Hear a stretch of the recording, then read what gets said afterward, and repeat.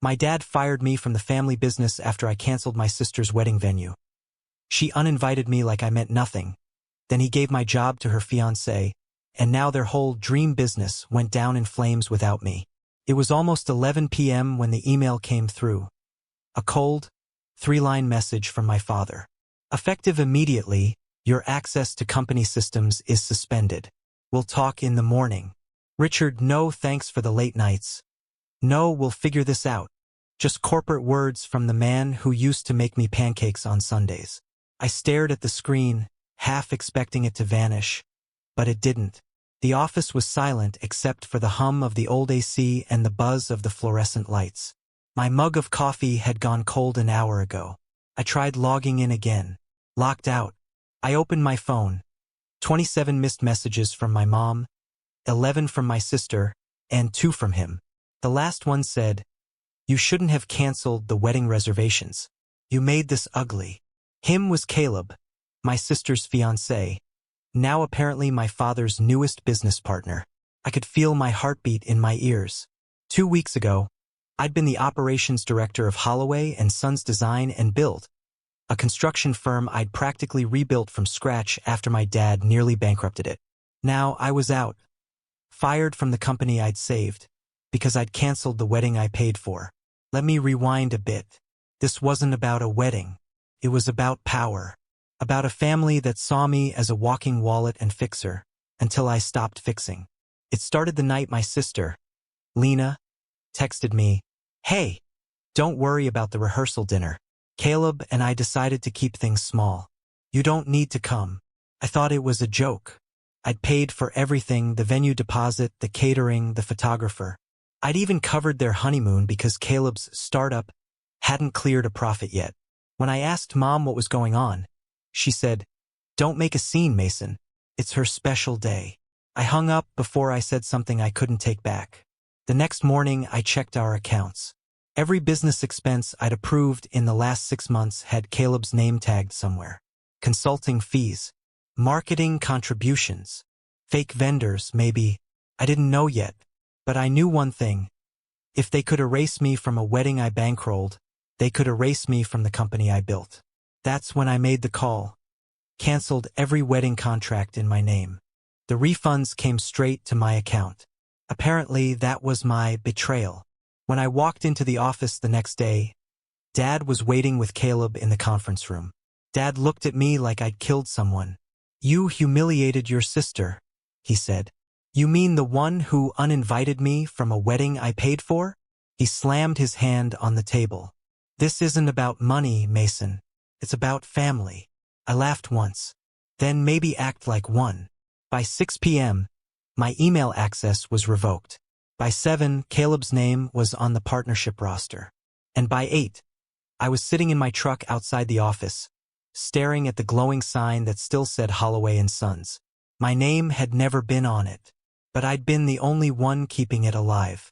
That night, I decided if they wanted me gone, I'd give them exactly what they asked for. They had no idea what was buried in those ledgers, or who else had been quietly backing them. And by the time they realized it, the Holloway family name would mean nothing but debt. People used to say the Holloways were the kind of family everyone wanted to be part of, old school, hardworking, built from nothing. That was the lie we sold. The truth? We were a collapsing house with fresh paint. My dad, Richard, started Holloway & Sons Design and Build back in 1998 with a single truck and a crew of 5. By the time I finished college, it was hanging on by threads. Dad still acted like a big shot, but the books were bleeding red. Late payments, overdrafts, equipment loans in default. When I came back to town, I didn't plan on staying. I'd been managing projects for a big contractor in Denver, stable pay, benefits, structure. But then Mom called crying one night. "Your father's losing everything," she said. "You're the only one who can help." So I drove back to Ohio, took a pay cut, and got to work. I restructured payroll, digitized the books, renegotiated supplier contracts, and brought in new clients through referrals. Within 2 years, the company was in the black again. Our crews were booked 6 months out. We went from scrambling for jobs to turning them down. Dad called me his right hand. Mom said I was the real brains behind the operation. But every time a client came in, Dad still introduced me as the kid helping out. That was my first mistake, letting him keep the illusion that he was still in control. My sister Lena, meanwhile, floated through life like it owed her something. She called herself a lifestyle curator, which really meant posting sponsored content from our family's vacation house while maxing out Dad's credit card. Then came Caleb, a smooth-talking entrepreneur, who somehow convinced my parents he was building an app that would revolutionize the home improvement industry. He had no degree, no funding, and no clients, but Dad loved him instantly. That boy's got drive, he'd say. What Caleb really had was charm, the kind that gets dangerous when mixed with desperation. He started helping at the office part-time, first as a consultant, then as some sort of marketing partner. His invoices showed up on my desk before his business cards even did. I confronted Dad about it once. "You're letting an outsider into our books," I said. He just smirked. "He's family now. Learn to trust." Trust. The word burned. Then the wedding plans started. $12,000 for a venue, $3,000 for catering, $1,200 for flowers, all paid through my accounts. "You'll be reimbursed," Mom said, "once the refinancing clears." That refinancing never cleared. Nothing ever did. When Lena texted me that night, cutting me out of her own wedding, something in me finally snapped. I wasn't mad. I was just done.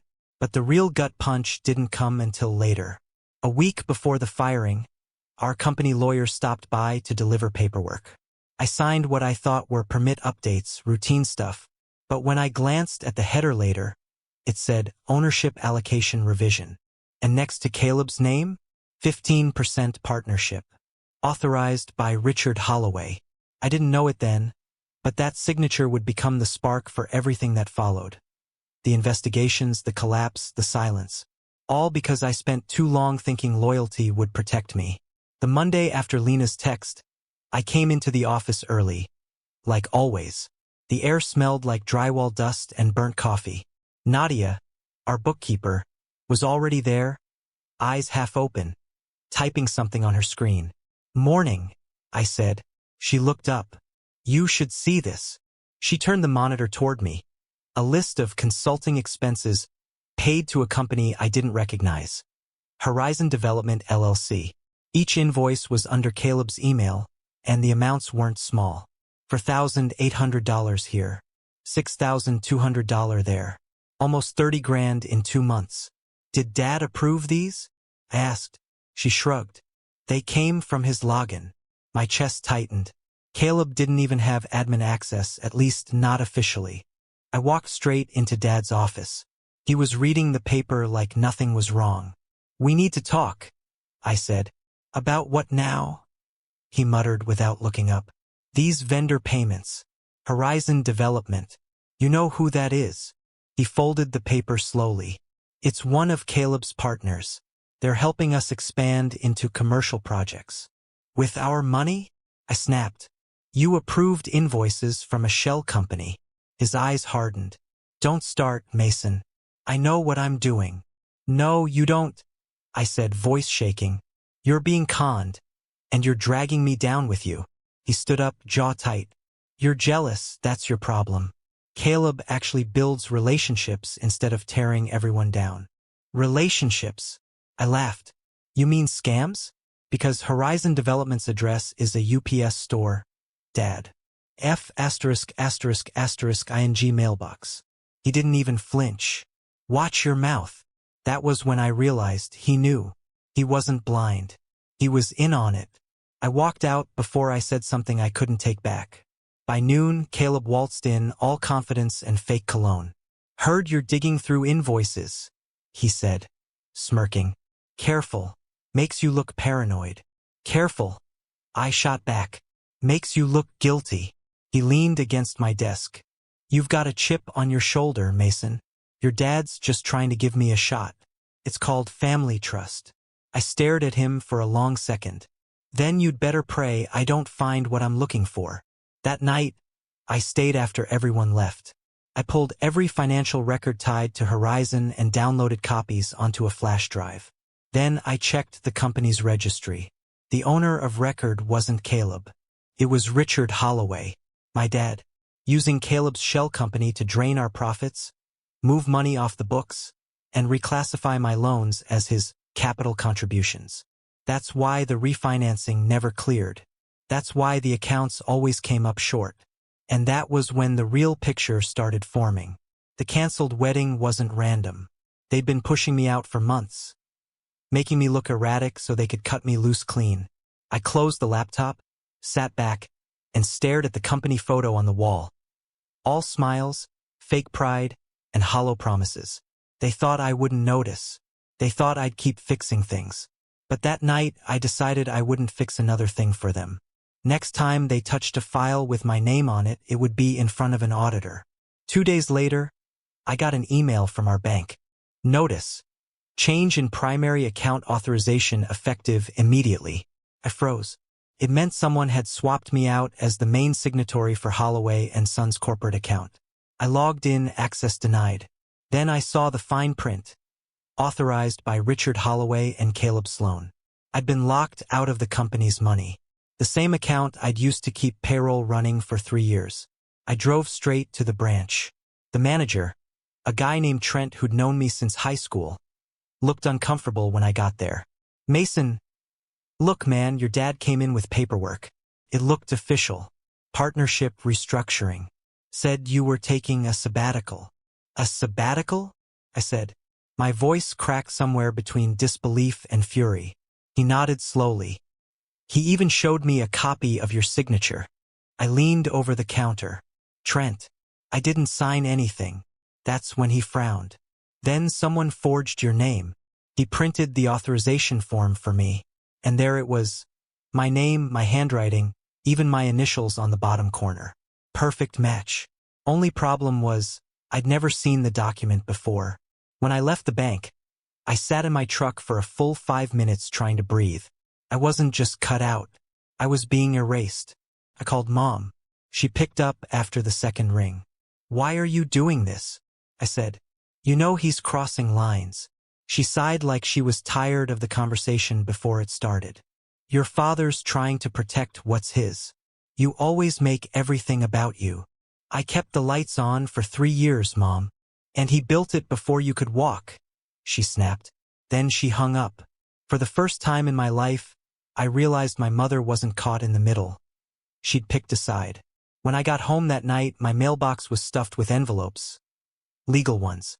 Inside was a notice from our insurance provider. Change of beneficiary, key person policy. The insured, Mason Holloway. The new beneficiary, Caleb Sloan. I stared at the paper until my hands started shaking. It wasn't just business fraud. They'd taken out a life insurance policy on me through the company and transferred it to Caleb.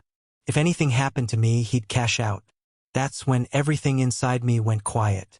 Not angry, not scared, just still. I grabbed the flash drive with all the records and started building folders. Horizon transactions, fake vendors, the policy documents, the forgery from the bank. I wasn't going to confront them anymore. I wasn't even going to warn them. I was just going to make sure when it all collapsed, every receipt had a name attached. And when the truth came out, there wouldn't be any saving face or fixing narratives. Only signatures, only proof, only silence. I didn't sleep that night. I sat at my kitchen table with a pot of black coffee and the flash drive in front of me like a loaded gun. The air felt heavy, quiet, and final, like the moment before a demolition charge goes off. I wasn't going to scream or throw accusations. That's what they wanted. They'd been baiting me to react, to make me look unstable so they could write me off as the problem child. No, I was going to do what I did best, document and execute. By morning, I'd built a spreadsheet that could bury them. It had every forged signature, every transaction routed to Horizon Development, every false reimbursement. Color-coded, dated, cross-referenced. I called it Ledger Zero. Then I called Nadia. "Don't come to the office today," I told her. "Work remote." She hesitated. "Mason, is something wrong?" "Just trust me." I said, and start backing up every financial report from the last 6 months to your private drive. Use your own email. Don't mention it to anyone. She didn't ask questions. Nadia had been there long enough to know when the air was about to break. At noon, I drove to our storage unit, the one that held 20 years of paper contracts Dad never digitized. Inside was dust, mildew, and boxes of forgotten paperwork. I pulled the old file labeled 2018 refinance proposal.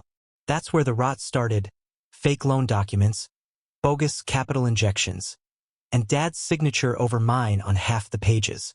I scanned each one into my laptop, one after another. My folder grew to nearly a gigabyte. By evening, I'd mapped out their entire scheme. Step 1. Drain funds into Horizon Development. Step 2. Reclassify my cash loans as Richard's capital contributions. Step 3. Transfer company ownership to Caleb via falsified partnership papers. Step 4. Redirect insurance beneficiary to Caleb, in case I suddenly wasn't around. It wasn't mismanagement. It was premeditated theft, wrapped in family sentiment. And now they were running a business funded by fraud, one IRS audit away from disaster. That night, I drafted 5 emails, one to the bank, one to our CPA, one to the state contractor board, one to our insurance provider, and one to a private forensic accountant I knew from Denver. None of them had attachments yet, just subject lines and placeholders. All I had to do was click send. But not yet. First, I needed to give them a reason to expose themselves further, a reason to panic. So the next morning, I drove to the office like nothing happened. Caleb was already there, pacing by the conference table with his Bluetooth headset in, pretending to talk to investors. Dad was in his glass office watching me like a hawk. I walked straight to Nadia's desk, dropped a sealed envelope on it and said, "Payroll backup. Keep it safe." Then I turned to Caleb. "I ran the quarterly reports," I said evenly. "You might want to review your numbers before the auditors do." He froze mid-sentence. "What auditors?" I smiled just a little. "You'll see." By that afternoon, their comms started to crack. Mom called twice. Dad called 5 times. Caleb called 9. I didn't answer any of them. Instead, I packed every document, flash drive, and receipt into a fireproof lockbox and placed it in my safe. I wasn't sure what would come first, their desperation or their collapse. But I knew one thing for certain. When I finally hit send, the fall wouldn't be loud. It would be clinical, cold, absolute. The next day started like any other. Gray, quiet, normal enough to fool me into thinking things might calm down. But by noon, everything tilted.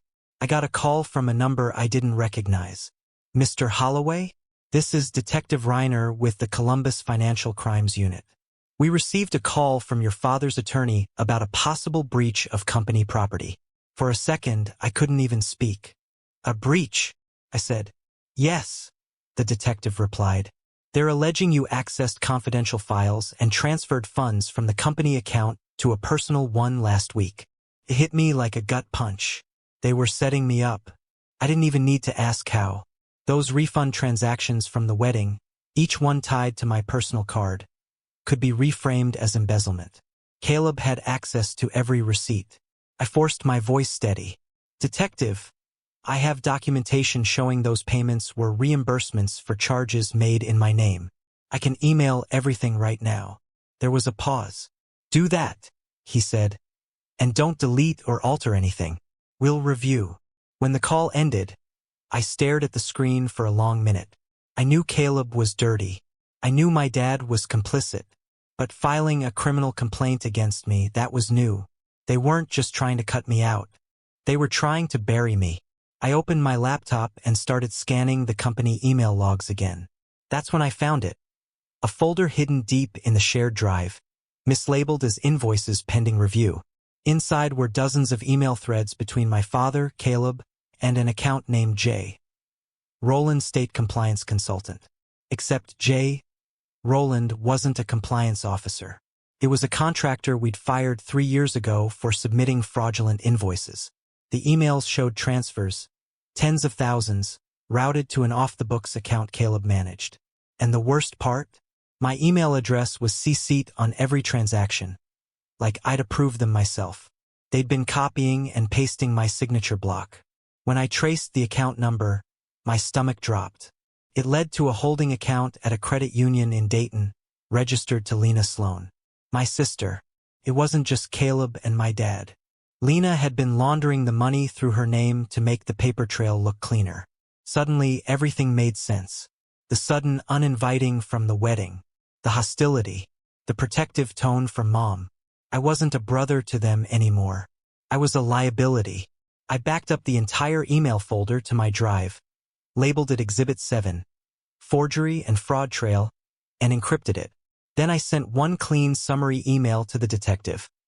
Attached as proof that the funds in question were tied to personal reimbursements and fraudulent transfers made under forged authorization. Please confirm receipt. 2 hours later, he replied. Received. Will review immediately. Do not contact your family. That was all I needed to know. The case wasn't over, but it wasn't mine to fight alone anymore. That night, sitting in my dark kitchen, I opened a text from an unknown number. It was a photo, a blurred shot of my truck parked outside my building. Underneath, you should stop digging, Mason. You don't know who you're dealing with. No name, no signature. But I didn't need one. The message came from Caleb's number, the same one tied to the life insurance account. That was when I realized this wasn't just about money anymore. It was about removing me completely. The next morning, the world looked the same, but everything in me had changed. I wasn't shocked anymore, just waiting. By 9 a.m., Detective Reiner called back. We've confirmed your files, Mason. We also pulled internal bank data tied to the transfers your family mentioned. You were right, the signatures were forged.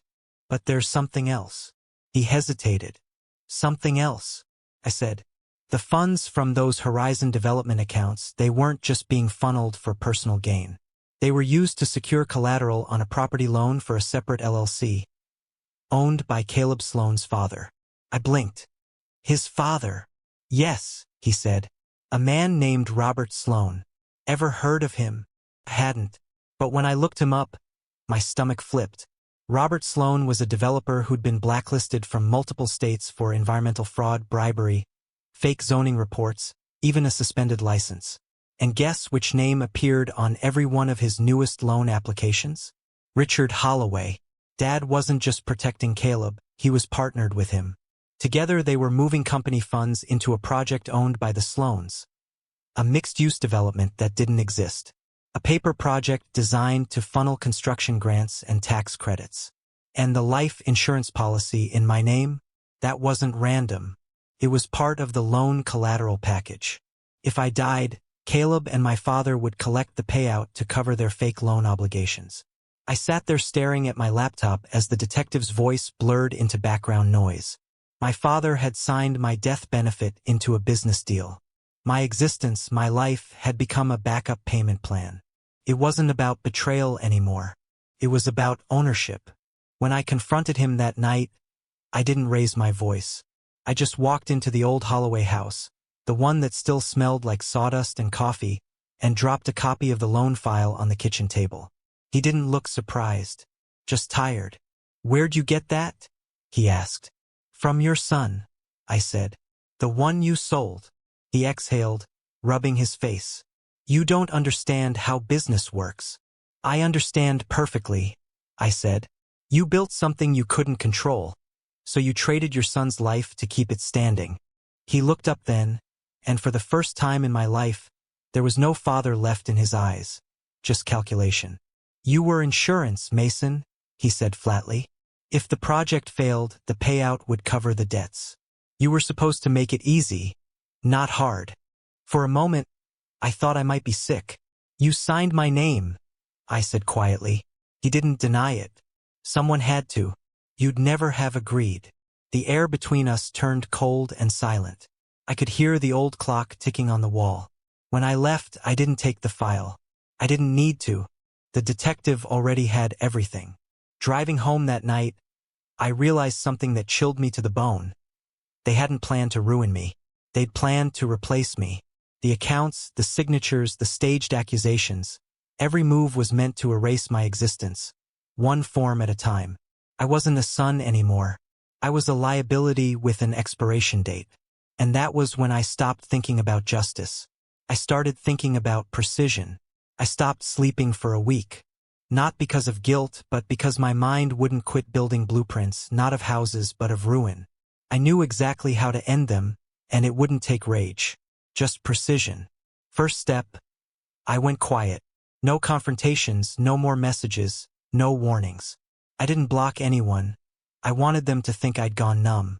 The silence would unnerve them more than any fight ever could. While they spiraled, I worked.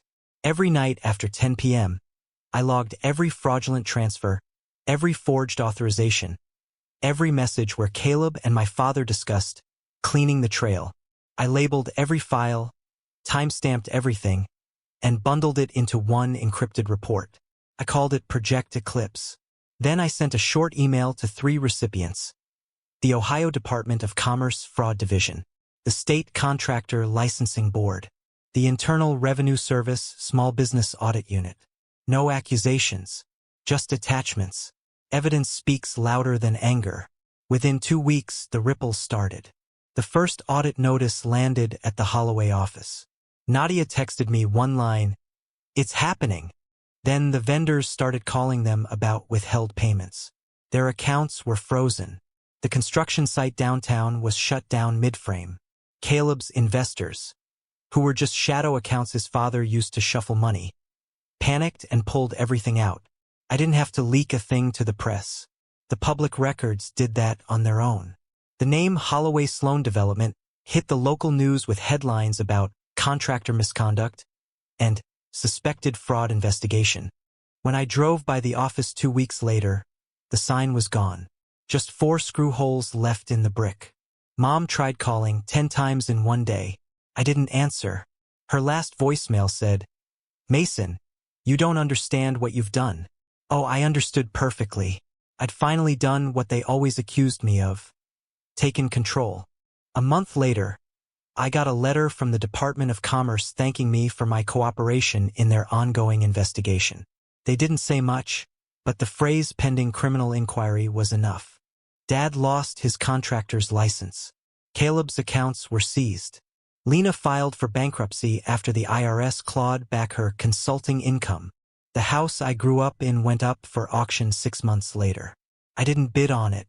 Instead, I opened my new firm downtown, Holloway Ledger Group. Just me, a laptop, and the truth. Clean books, clean clients, clean conscience. Nadia joined me part-time.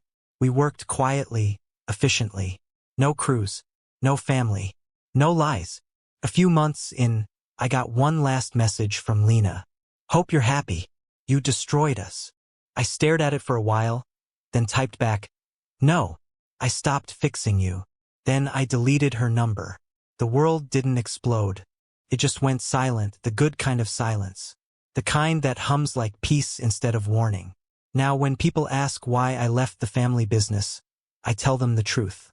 They call it betrayal. I call it balance. I didn't burn the bridge.